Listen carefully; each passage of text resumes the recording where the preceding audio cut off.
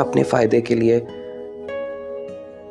आपको और आपके नाम को इस्तेमाल किया, झूठ बोला, बेवकूफ बनाया।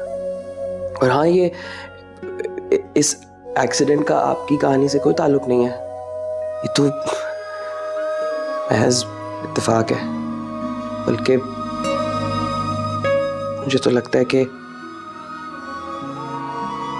शायद मैंने झूठ की सजा दी अल्लाह ने।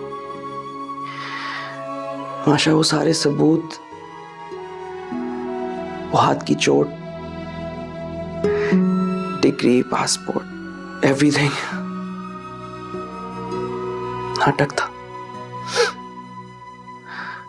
मैंने जो कुछ भी किया सिर्फ आपकी हमदर्दी हासिल करने के लिए किया, ताकि मैं बड़ा राइटर बन सकूं, आपको इस्तेमाल कर सकूं। उस दिन कुल्लू भाई के ऑफिस में अपने झूठ की खातिर आपको